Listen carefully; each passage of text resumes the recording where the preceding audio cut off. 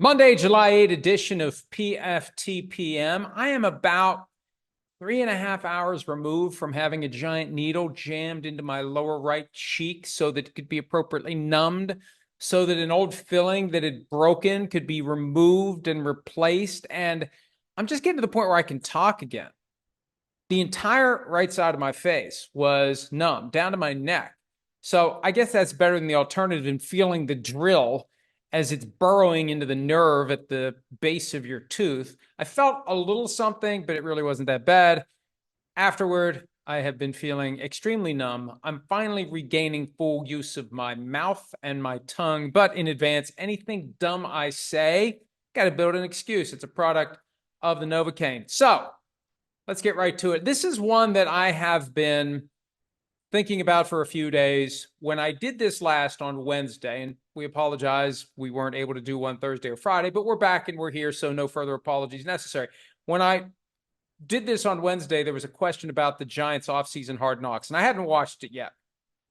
I've since watched it. Excuse me, I got a little piece of apple skin that got lodged in there because I really wasn't able to feel my lunch as I was eating it. I digress. So anyway, and I do eat an apple a day. An apple a day hopefully keeps the doctor away. 2 apples a day, as they say, will keep 2 doctors away. So anyway, I hadn't watched the offseason Hard Knocks focused on the New York Giants. I have since watched it twice. The first time I watched it was just like, okay, this is interesting. Yeah, okay. And then I slept on it and it's like, there's some stuff in there that I really wouldn't be all that thrilled about if I'm the Giants. Now, it's insight more valuable than I thought it was going to be because they put some stuff out there that they probably shouldn't have out there. And I've got my list from the post that I did last week. I think it was Thursday, 4th of July in the morning. The 6 reasons why this might not be a great idea for anyone to want to do the offseason Hard Knocks. And, the one place that I want to start, it relates to a question we asked Joe Schoen, the Giants GM at the scouting combine, about Saquon Barkley. At the time, the franchise tag window was open. We weren't sure what they were going to do. Are they going to tag him? Are they going to try to sign him? Is he going to stay? Is he going to go? Where's this all going to go? And Schoen said all options are on the table. I'm not saying we're going to tag him. We're not going to tag him. All options are on the table. Well, that's fine, and that's what you would expect him to say. But when you watch the first episode of Offseason Hard Knocks, it's clear they'd already made the decision they weren't going to tag him. So what he's saying to us isn't technically the truth. And that's not a criticism or an indictment of Joe Schoen. That's the way it works. Do we really need to see the way it works? Do we need to have it confirmed? I mean, it's useful for my purposes because it supports my position whenever someone from a team says something and there are people in the media and fans who treat it as gospel truth. It's like, hang on. They tell us something other than the truth all the time to mesh with their strategic objectives. This is a prime example of it. They knew they weren't going to tag Saquon Barkley. They knew they weren't going to tag and trade him. They knew they were going to let him test free agency, but for whatever reason, they didn't say that at the scouting combine. Now, I don't know why they didn't say it. I don't know. Are they thinking that they're going to get some unexpected twist and they're going to see an opening or an opportunity to trade Saquon Barkley out from under the franchise tag? But that's just an example of the disconnect between what is said publicly and what is said privately. For offseason Hard Knocks, after all the things that have been said publicly are said, we get a glimpse at some of the things that were said privately. And they're not always going to mesh. And that's a reason why I wouldn't want to do it if I were the Giants or any other team. Give me preseason, give me in season. I don't want to do off season for that reason alone, because there's a lot of important decisions made, things said at press conferences and things said privately that might not mesh with what you've already said on the record. The question of the footage, the security, the sanctity, the things that land on the cutting room floor, that's one of the reasons former Patriots coach Bill Belichick never wanted to do Hard Knocks. It's one thing to say, oh, you've got full control over what gets into the final cut. That's fine. But what about all the stuff we took out? Where's that go? Where does that live? Who's got access to that? And when you consider the window in which this is all happening, January, February, March, April, we finally start seeing the episodes in July. That's a long time for all of the footage to be floating around in the NFL Films virtual vault. And I have no reason to mistrust anyone connected to the process, but I wouldn't want to just trust everyone. I wouldn't want to just write a blank check that there isn't going to be one person who's got some nefarious agenda and uses that information against me, whether by leaking things that have been gathered through the Hard Knocks cameras and microphones to other teams, or this is something I don't think the NFL is nearly as concerned about as it should be, misappropriating that let me try that again. Misappropriating, missed a syllable or two in honor of Chris Sims, misappropriating that information. Let me try it again. It just sounds good when you say it right. Misappropriating that information for the purposes of wagering. Whether it's next snap taken by a player or who gets drafted where. Treasure trove of inside information about the Giants' plans. And I don't know who has access to it. That's consistent with a theme that I've mentioned several times before. We don't know who within a football organization knows what the plan is for a game. You know, somebody told me once, hey, they're in the coach's meeting room. They got the whiteboard. They're scripting plays. Who's coming in to empty the trash? Who's coming in to sweep the floor? Who just happens to be walking by and they stick their head in and they see the plays? That can all be used or misused and abused for gambling purposes. So that footage, because when you're doing preseason, it's captured and it's used. It's captured and it's used. It's quick. It's a 1 week turnaround. This is months where this stuff's out there. And it's out there and no one sees it at a time when important decisions are being made. So while it's all in the hopper of things that could possibly be selected in the future for episodes, you've got free agency, you've got the draft, you've got important events, and you have people who know things. I don't know who it is that knows these things. If I'm the team that's doing this, I want to know the names of everyone. I want to know everything about everyone. I want to do a background check on everyone that's going to have direct or indirect access to this information, or I'm not doing it. And the mere fact that I would have to do that tells me it's not worth it. It's not worth it. And that's what the Giants should have said, and that's what any team in the future should say. Another concern, and this played out as it related to this concerted effort to prop up Daniel Jones. Now, I wonder how different episode 1 and future episodes would have been if the Giants had moved on from Daniel Jones. But since they kept Daniel Jones, the editing of Hard Knocks would be consistent with the idea that we love Daniel Jones. And one of the ways to support Daniel Jones is to blame someone else for his failures last year. That's where criticism was levied upon the offensive line and the backups who eventually were pressed into service. And Joe Schoen made the comment along these lines. It's not an exact quote, but it's close. Patrick Mahomes survived behind that offensive line last year. So what that ends up becoming is, frankly, an issue for the offensive linemen who were there last year and who are coming back this year, especially the backups. You don't want that out there. You don't want to get called out through Hard Knocks by the general manager of the team. And if you're the Giants, do you really want to have to put out a little brush fire about this person or that person being upset during the slow time when you're otherwise on vacation? That's the other thing, too. These are the weeks where they get away from all of it. They get a break. Well, here's episode 1 of Hard Knocks on Tuesday, July 2nd. So if you're Joe Schoen, if you're Brian Daboll, if you're John Mara, at a time when you're trying to get away from it, you're going to have reaction. You're going to have questions. You're going to have issues. You're going to want to spend time watching it. You're going to have to say, man, you know what? Did we blow that? What are we going to do about editing the next one? Should we make changes to the final cut of the next one based upon what got into the first one? I don't want any of that stuff in my downtime. What's the point of that?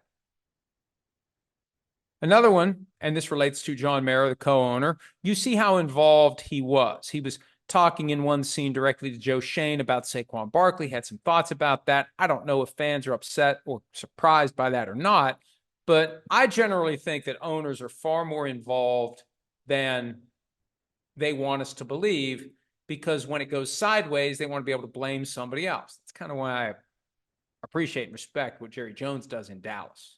He doesn't hire some figurehead to be the GM who will be fired if things don't go well, even though it's Jerry making the decisions. He owns it. He's out there. I remember him telling Bob Costas at one point that, and Costas asked a very good question along the lines of, would you have fired yourself as GM at any point over the past 20 years? And Jerry's like, well, yeah, but I can't. I'm the GM and I'm the owner.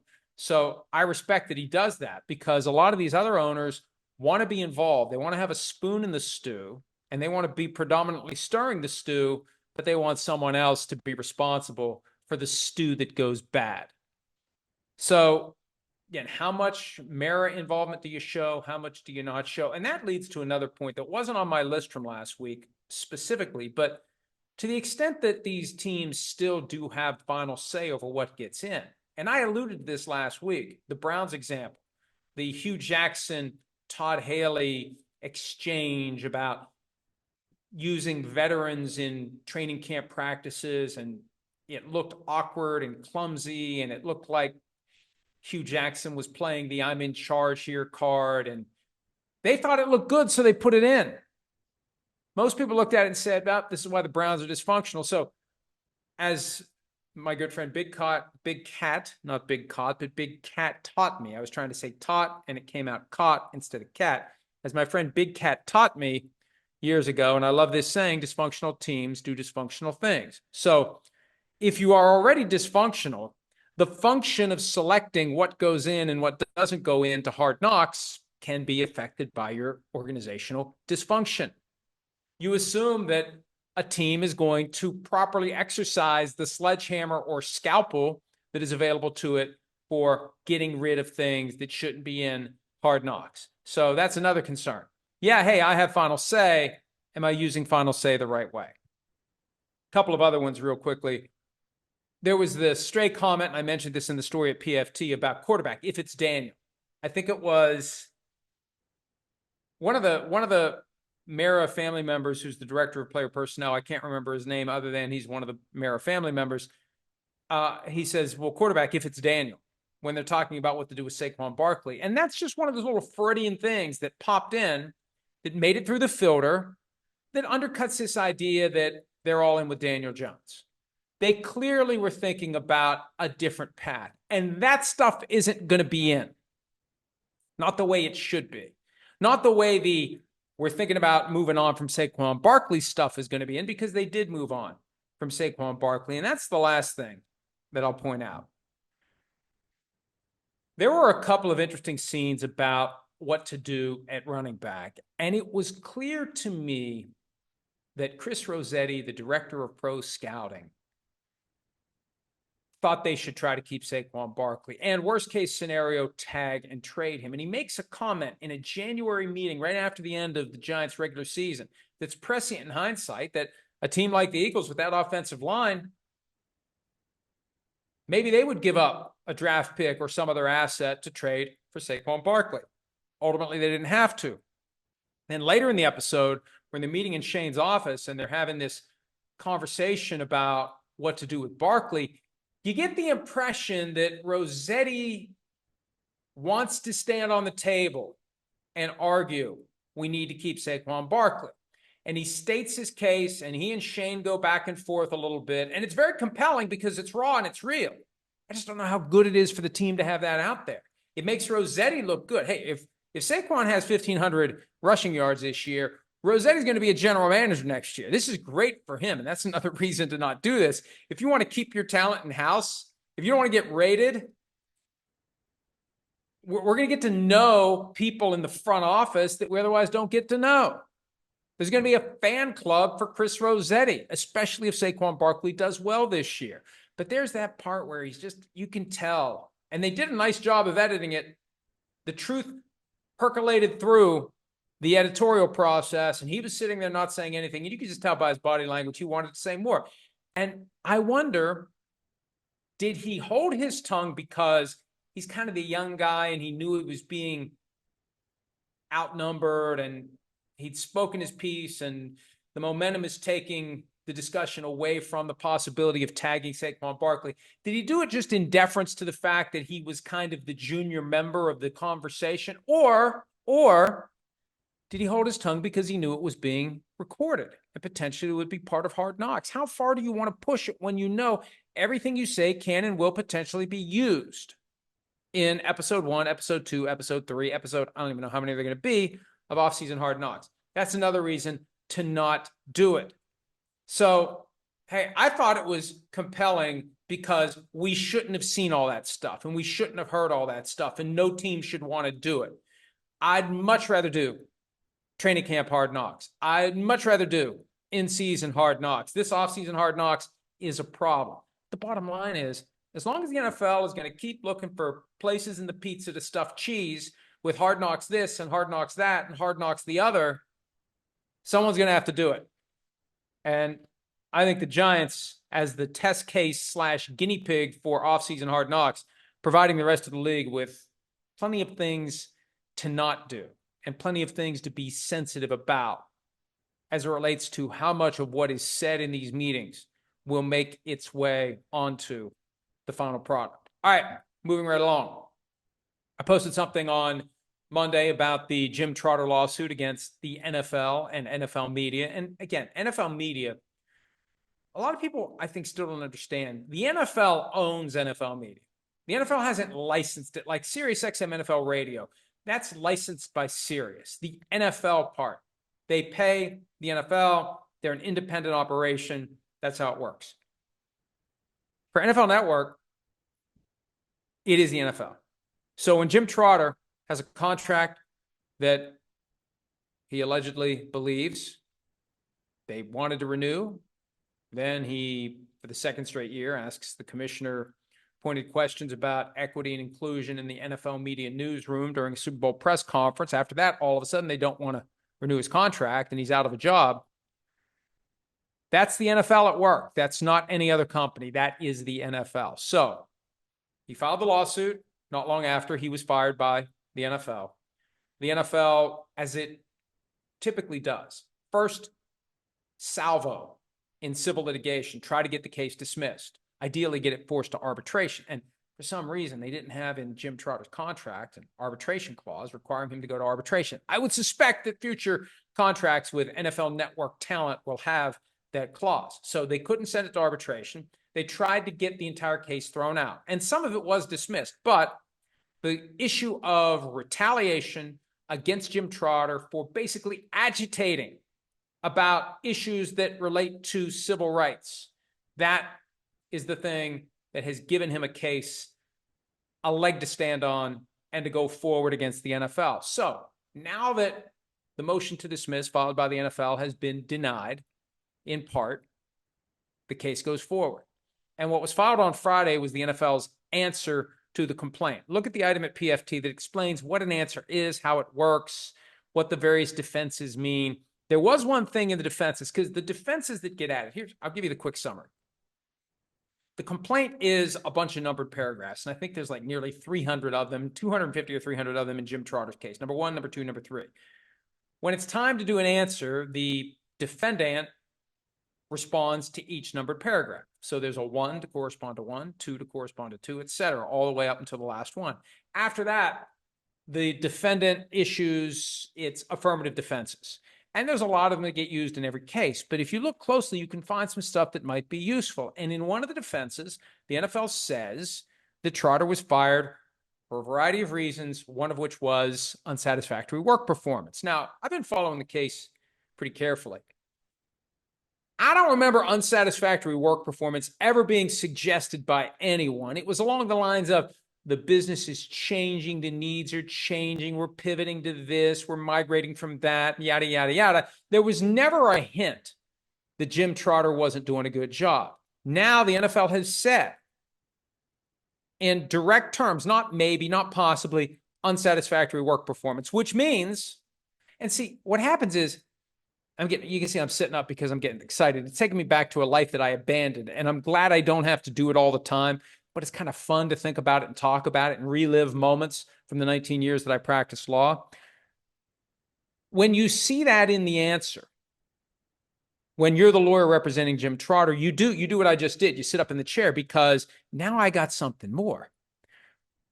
Lawyers who represent corporate defendants, big business, they tend to over-lawyer the case. And sometimes they go too far. And now you've got this statement that I would be ready to press the button and project to the jury at trial that the NFL, in its first official word in response to this case, said Jim Trotter had unsatisfactory work performance. They said it. They've written the check. Now let's see if they can cash that check.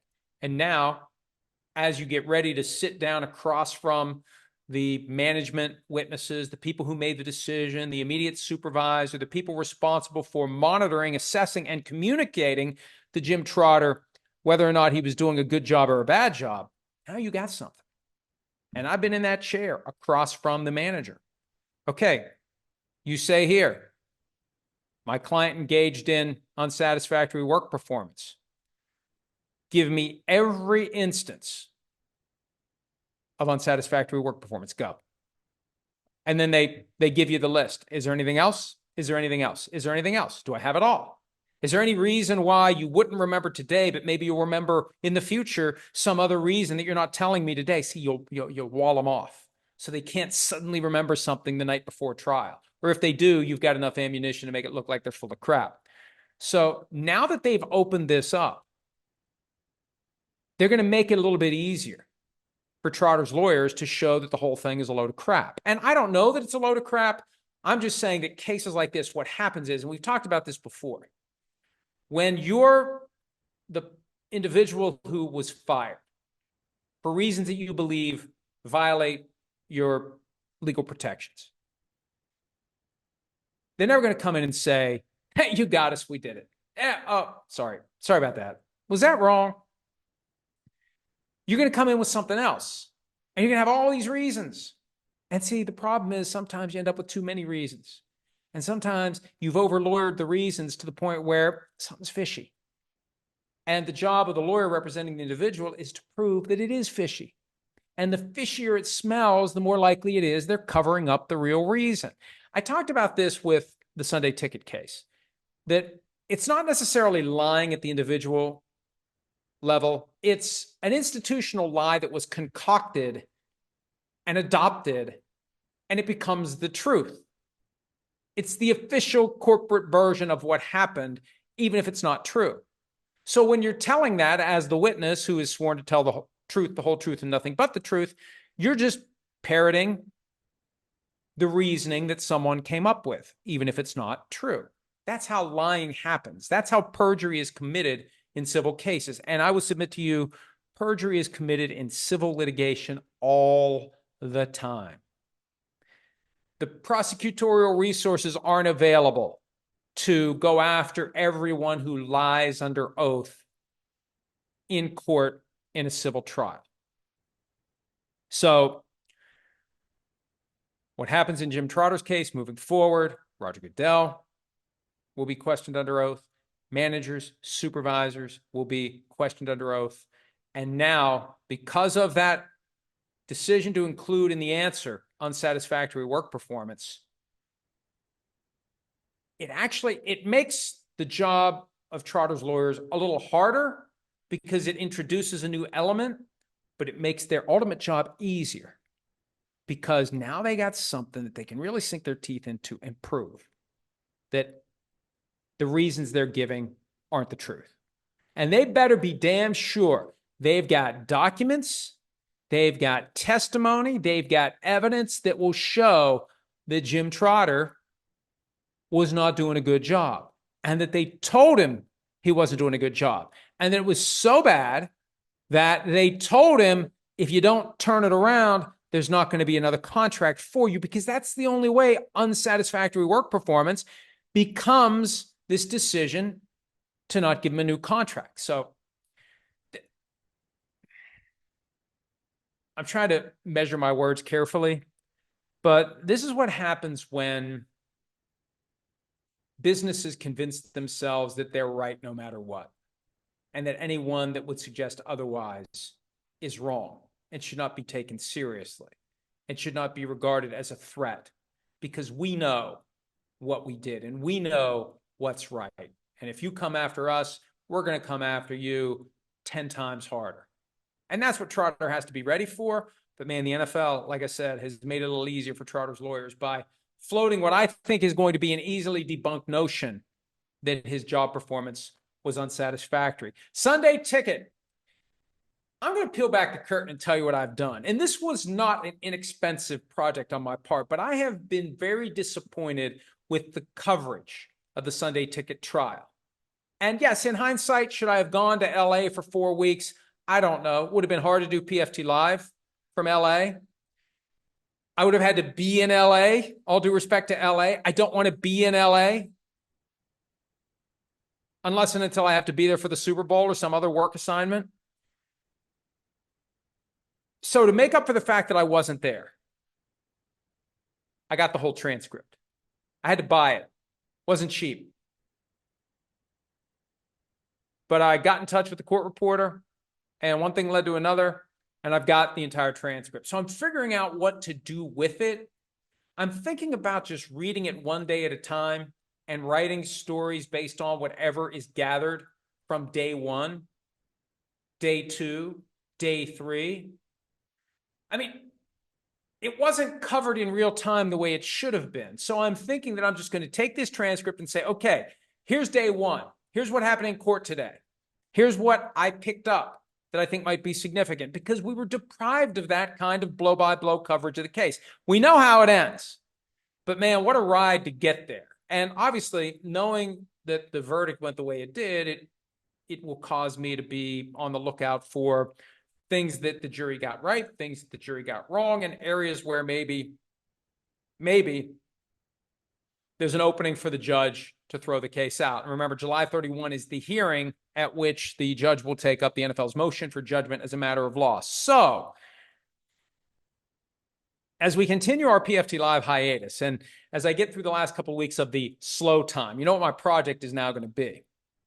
And I'm going to be at the beach next week, but I'm going to take my laptop with me, and I'm going to try to do one day at a time, each day of trial, read the transcript, take notes, write something, synthesizing, harmonizing, and otherwise sermonizing on the events of the day.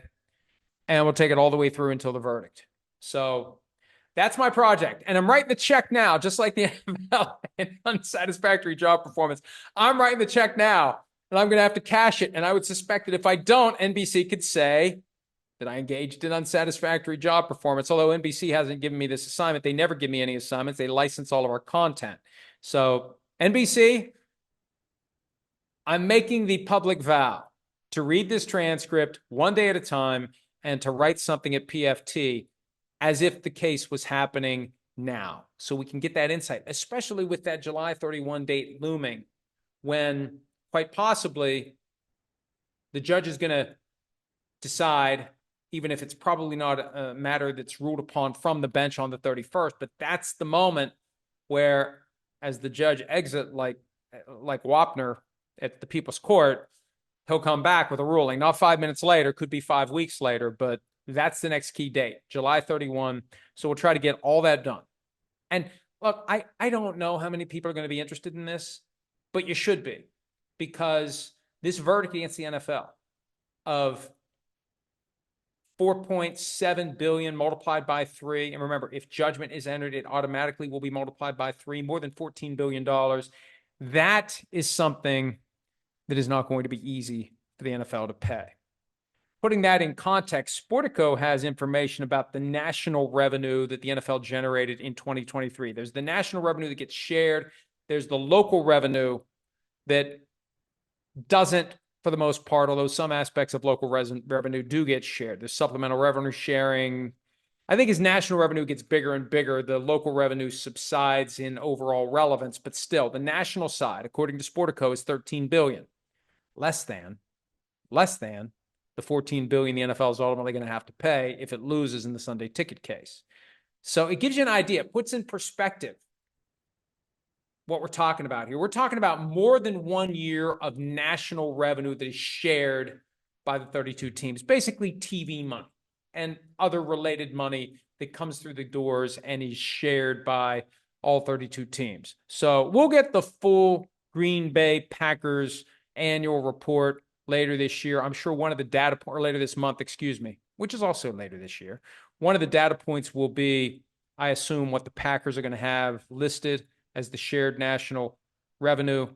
But Sportico talked to some other teams too, and it's around 400 to 450 million per team, which 440 million per team is what the price tag is going to be if the NFL ultimately loses the Sunday ticket case. And remember, the other issue is, what, if anything, is the NFL going to do to change the way that Sunday ticket is priced going forward, given that this jury verdict basically tells the NFL, you've been ripping off your consumers, and it's an antitrust violation, at least during the class period 2011 through 2022. But anybody that's had Sunday tickets since it arrived in 1994 knows the problems. It costs a lot, and you can't buy it one team at a time, even though it's marketed to displaced fans. Hey, Packers fans in Pittsburgh, you want to watch your Packers games? We got a way for you to do it. Never mind the fact that you got to buy all the other games too.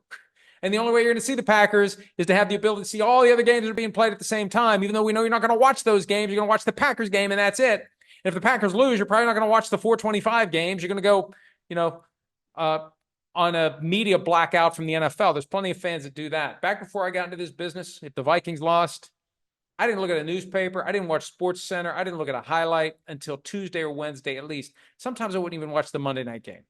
I was just like, that was the kind of fanaticism that characterized my experience, and I'm sure there's plenty of people out there who feel that way about their favorite team. So the bottom line, what's the NFL going to do about Sunday ticket? That is to be determined in part based upon what happens with the remainder of this litigation, and also whether or not they're willing to potentially undermine the relationships they have with CBS and Fox. Because remember, the entire case flows from the idea that the NFL wanted to keep the price of Sunday tickets so high that a certain percentage of the fans would say, can't afford it, don't want to pay for it, I'll just watch whatever games CBS and Fox are providing to me via my local affiliates. All right, I had another topic, but I'm going to kick that one to tomorrow because I'm going to get to some questions here, and there's a decent number of them because we haven't done this in a few days. So as I look for the GIF that asked for your questions, Tim Watley working on Jerry Seinfeld's mouth, asking for a shtickle of fluoride. PFT PM Posse have players who are drafted and signed by teams who delay the payment of signing bonuses ever been able to negotiate interest on the delayed bonus payment?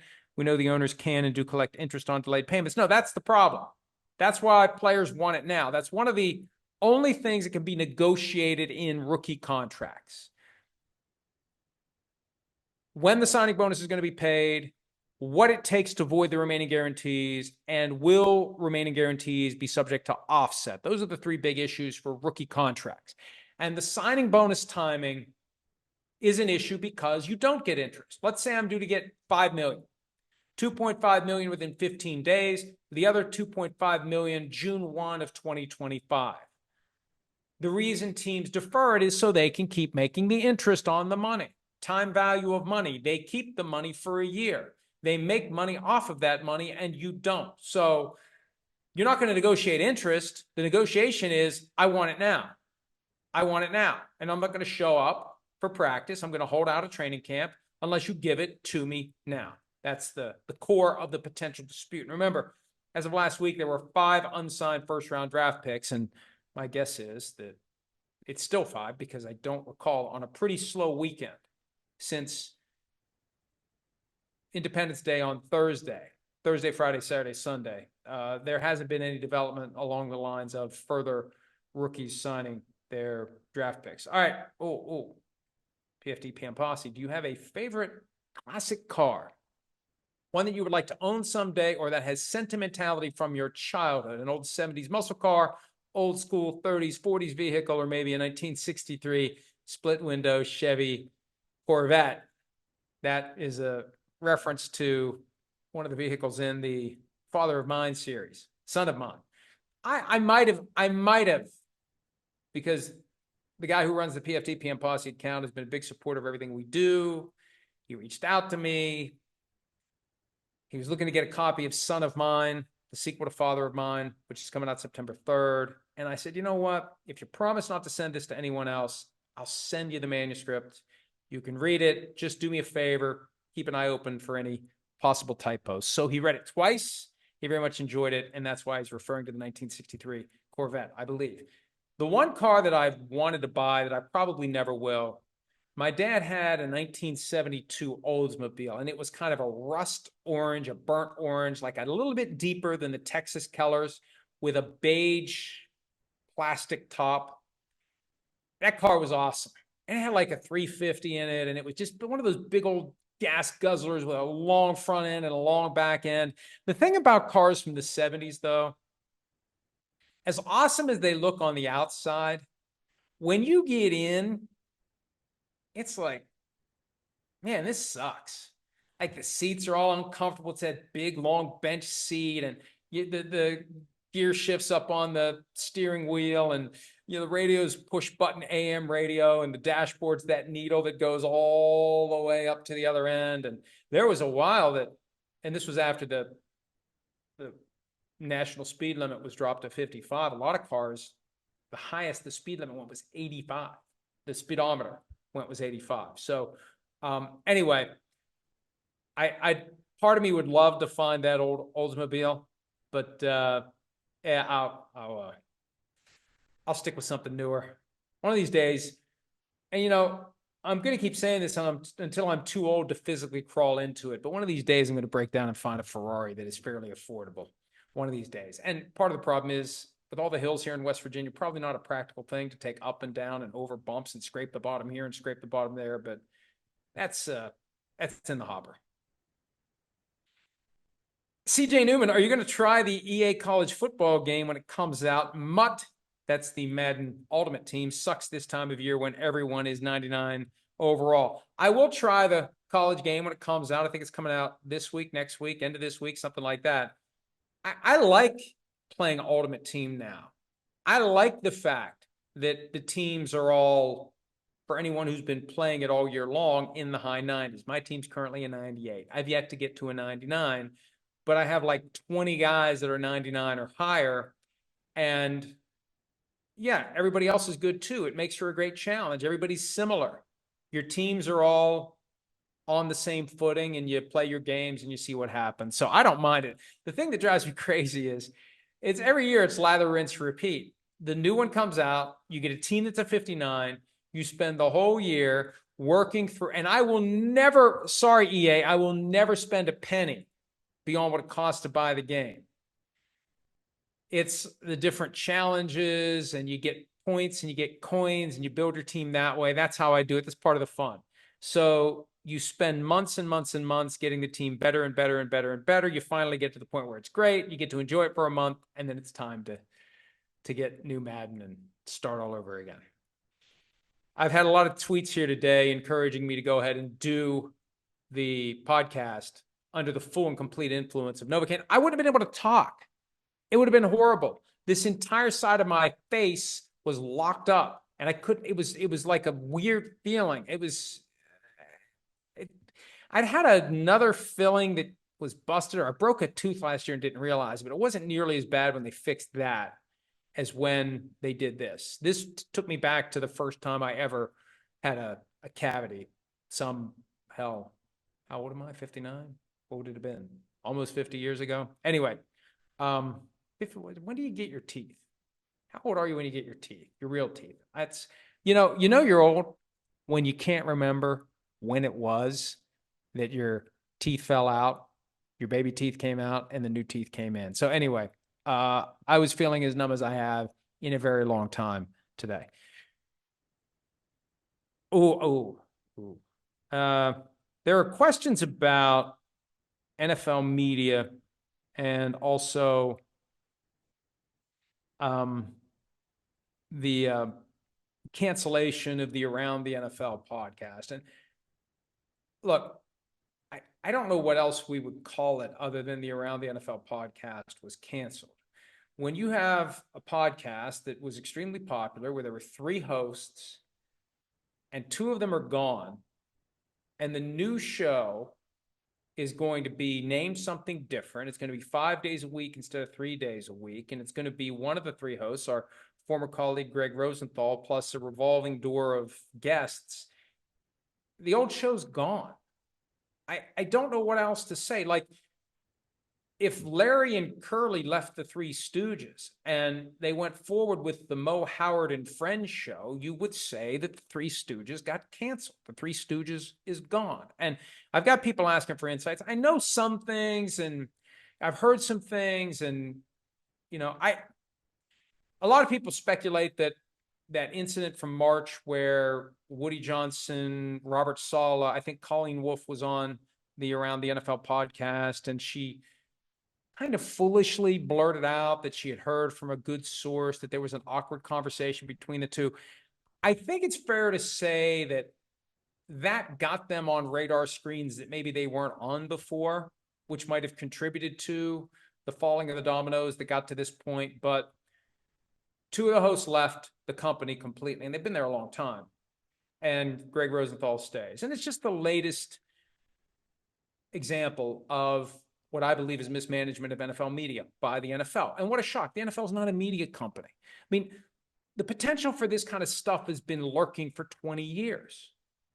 You can either license NFL.com and NFL Network to a real media company, or you can try to run it yourself and eventually run it into the ground, which is what the NFL is currently doing. At about the time when apparently, inevitably, eventually, ESPN is going to just take the thing over. That has been on the brink of being done for a long time. I would suspect to get it done before football season, but the NFL has a habit of always wanting a little bit more and a little bit more and a little bit more. Just as the train is pulling into the station, I want a little bit more. And that slows the whole process down. So as it relates to NFL Network, I've said this before and I'll say it again. They should just shut the whole thing down, and they should take that package of games that is televised mainly on Sunday mornings, the games from Europe, just sell that. They'll make a hell of a lot more money selling that than whatever profit they're making off of NFL media. And it's just, for all the respect and admiration that that Big Shield gets for its football product, it's really kind of hurt itself with how it's mishandled NFL media in recent months. It looks like a clumsy, clunky operation. It makes you wonder who's in charge and why they're doing what they're doing and whether or not they really give a shit about the people. I think that's fair to say. It's fair to ask that question. Calm down, 345. I'm not saying it's absolutely true, but the way these decisions have been made, it's fair to ask, do they care about the people? Because when you take a popular morning show and you uproot it from New York and send it to LA, and I get the feeling that the people on the show didn't have much more notice than the rest of us did that it was happening, that's not exactly the best way to treat people. When you lay people off who were effective and satisfactory contributors to the cause, that creates the impression that it's all about money. It's not about the people. Football is family, and we know that football is business, but they say football is family because it's good for business to say football is family. All right. Let's see. Paul Zulak. This is an interesting question. Would there be any potential reimbursement for NFL fans who visited commercial establishments with NFL Sunday Ticket and spent their own funds to watch an out-of-market game due to the NFL's high cost of the Sunday Ticket package? Now that you're not part of the class. You're not part of the class. But yeah, to the extent that they were trying to recoup the money that they were having to pay because they were getting their arm twisted by DirecTV and they pass it along to the consumer, yeah, you're kind of screwed there, but you're not represented in this class. The only people represented in this class are the commercial establishments that had it and were overcharged for it, and the residential consumers who were deliberately gouged. So they'd either pay a hell of a lot for it or they wouldn't buy it at all and just watch whatever was available on CBS or Fox.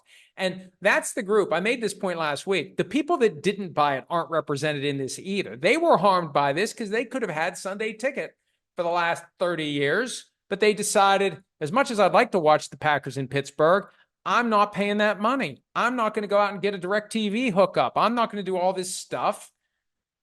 No, I'm just not doing it. They're not part of this either. Okay. Rory Fitzgerald, in terms of the new kickoff rule, do you think we'll see close to 100% of teams attempting it in preseason games, or do you think some teams may have already canned the idea and try to kick through the end zone and use preseason to practice defending drives starting at the 30? I think we'll see teams experiment with the new kickoff rule during preseason. I think that's just part of the data that will drive the decision they make when the time comes to make a decision in the first game that counts. I mean, there may be a concern that we're not going to be able to cover this, and you go out there and you start doing it. It's like, hey, you know what? We're better at this than we thought, or we're worse at this than we thought. We're just confirming that we should not be kicking off into this new formation. We should just kick out of the end zone and concede the 30. So I absolutely believe that the time that is being devoted to special teams in the preseason should and will include experimenting with the kickoff. You could make the argument that if you've already decided not to do it, why bother? But I think that before you make the final decision before week one, you want to see how your team does and doesn't execute this new kickoff formation. All right, let's see what else we have here. I think we're getting through. There's a lot of people reacting to, with some very funny GIFs and comments, the Dr. Tim Watley, Jerry Seinfeld in the dental chair GIF. Brian A., be honest. I'll always be honest. What time or what team? I honestly screwed that up. What team has the best chance to go top 8 worst finish last year to a playoff team this year? I mean, I have to say the Falcons, because they had the 8th overall pick, so that put them in the top 8 worst teams, and they're in the division where, you know, but for the fact that they screwed everything up by drafting Michael Penix with that selection, I mean, I think they've got an opportunity to take that division, although don't sleep on the Bucks. Too many are sleeping on the Bucks, and it's allowing the Bucks to have righteous indignation about the extent to which, yet again, nobody believes in the Tampa Bay Buccaneers. I mean, you've got the guys who manufacture that idea. Nobody believes in us, and we're like, okay, sure. And then there's the teams that can say nobody believes in us and mean it. And the Bucks are one of the teams. We're in the playoffs last year, Final 8 last year, and nobody believes in the Bucks. I do. They'd probably prefer that I didn't. They don't want people to believe in them. I've said this over and over again. When teams aren't believed in, you avoid your players thinking too much of themselves, and you give them a legitimate thing to get pissed off about so they can go out and be better than people think they are. Sean Alvashar, in regard to Sunday Ticket, what I do not understand is that I'm still watching a Fox or CBS broadcast. Why would CBS or Fox care if I'm watching it over the air or through YouTube Sunday Ticket? That's already a given that they do care, because those numbers, the people who are watching Sunday Ticket, don't get included in the CBS and Fox ratings. Those all roll up from the affiliates. So they want you watching your local affiliate, the CBS or Fox game on your local affiliate. And apparently Sean McManus, the CBS sports president who retired earlier this year, he testified CBS used to get a fee for allowing Sunday Ticket to use all of its games, and it got to a point where they don't even get the fee anymore. CBS and Fox want the local affiliates to have maximum audience. That rolls up in the national rating. And the more that the local audience is eroded by fans being able to watch Packers games in Pittsburgh or Steelers games in Chicago or Bears games in Seattle, the more that takes away from the local audience for all those affiliates, the more that takes away the final numbers that get reported. And those numbers have great value as it relates to negotiating with your affiliates and also negotiating with advertisers for the games. Brady Romero 9, you posted about a Bountygate scandal related to the Bucks this morning. You said, we'll see if the league looks into it. If they do, what can the league do if they find wrongdoing 12 years after the fact? Well, if they find wrongdoing, it's wrongdoing. The Buccaneers still exist as a going concern. If they find the Buccaneers violated the rules, deliberately instructed players to injure members of the Falcons 12 years ago, there's no statute of limitations on that. I doubt that the NFL is going to want to do it. See, typically when something like this happens, the NFL is going to want to look the other way. When the NFL has an agenda that is advanced by making an example out of someone, because that's what happened with the Saints case. They had just been in the early stages of the process of being sued by all former players in the class action for failure to protect, failure to warn, failure to explain the risks of head trauma. So this gave the NFL a way to say, we're serious about health and safety. Look, we've destroyed the Saints for this bounty scandal, even though Greg Williams, the guy who was at the heart of it, stories started to come out that he was using that same thing everywhere else he'd been. The NFL did not explore that rabbit hole. The NFL backed up a cement truck, filled that hole, plugged it tight, and moved on.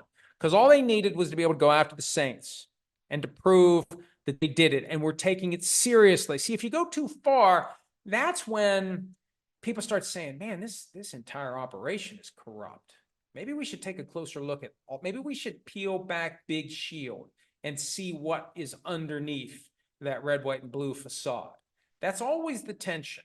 Generally speaking, the NFL doesn't want to air out its dirty laundry publicly, because if you air out enough of it, somebody's going to say, man, that house has a shitload of dirty laundry.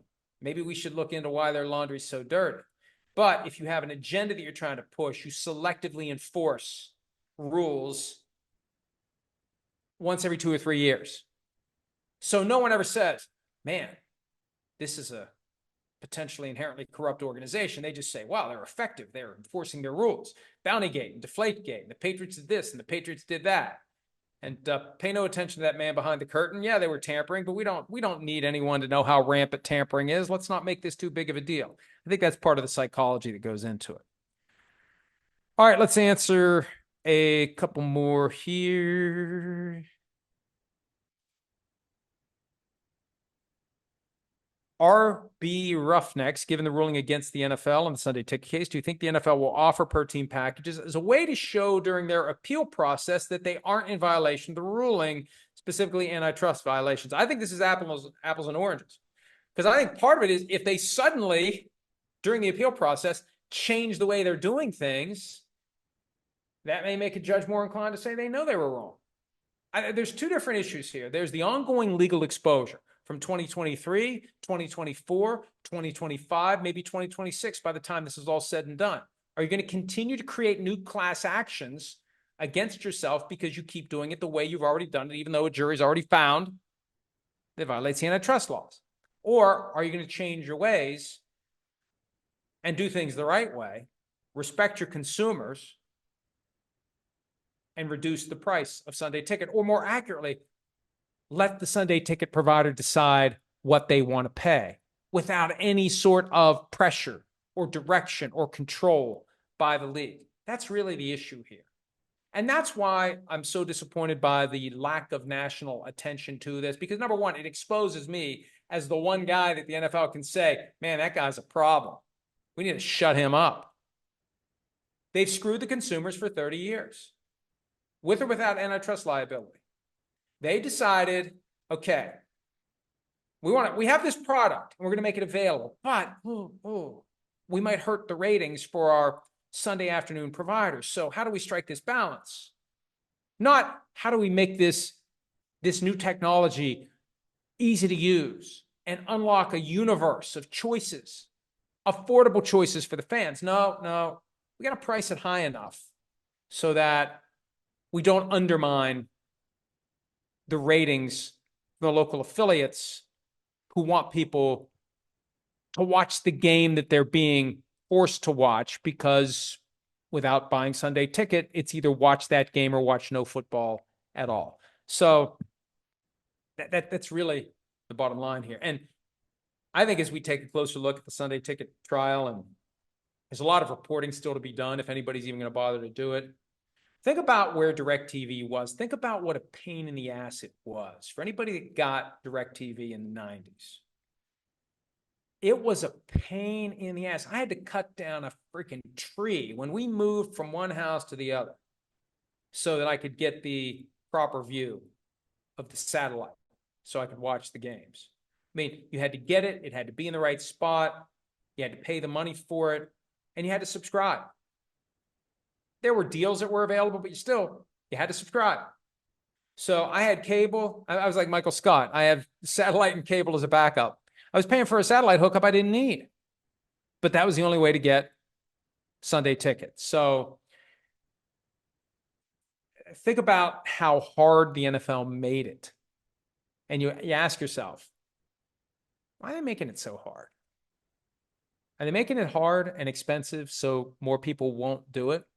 Couldn't Sunday Ticket just have been added on to everyone's existing cable package at the time, like it is on YouTube TV now, or like it was on DirecTV? You had all your channels that you already got, and then you got all these other channels.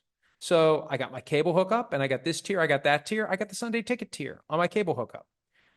A lot more people might have done it if they didn't have to go out and figure out where they're going to put Sunday Ticket, get it installed, cut down a tree if they have to, and whatever the case may be. All right, should probably wrap this up soon. This is an interesting one from Tad Funderman. I doubt the NFL would ever sign up for it, but what about making the franchise tag a 2-year deal instead of just one? Price would be the same if they did back-to-back tags, would make it less of an option that teams would use, but if they did, it guarantees more money for the player. So basically what you're saying is we're going to offer you the tag, and next year at a 20% raise, because that's how the tag works, you're fully guaranteed both years at signing. Number one, even with 18 and maybe 19 and maybe 20 games coming for the NFL, I still don't think when it's time to negotiate with the union, the league is ever going to do anything that changes the franchise tag. That is the one way that they can keep the best of the best players from hitting the market and completely exploding the curve and dragging other lesser players along with them. So even this 2-year thing, I don't like it, because if I'm the player, I still want to have the ability to go 1 year at a time. Now, the problem is if they really like you and they're willing to make the commitment, they're just going to tag you now, they're going to tag you later. But anyway, it's a nice idea, but I just don't believe the NFL is going to ever agree to make any changes to the franchise tag within the confines of collective bargaining. All right, let's see what else we have. Baylock. Have you heard from or talked to Chris? Yeah, Chris and I have been texting from time to time. It's not like we ignore each other. Now, he's got things he's doing, I've got things I'm doing. But yeah, we keep in touch. We're friends. We keep in touch like friends do. And, maybe we need a break from each other too after, 2 hours a day, 4 days a week, and being in the viewing room together all day long for 20 Sundays of the season. So, he probably could use a break from me, and I probably could use a break from him. And you probably could use a break from listening to me. You'll get one for about 24 hours or so. Thanks if you made it all the way to the end of today's PFT PM. We'll be back. Programming note. Tomorrow, yes. Wednesday, most likely. Thursday, Friday, I can't do it. And I appreciate the fact that those of you who have your regular PFT Live habit now have the PFT PM habit. I like that. And I understand if you want to be upset, if we weren't able to do a show on the 4th of July or the 5th of July, I'm sorry. We're doing our best to do it every day of hiatus.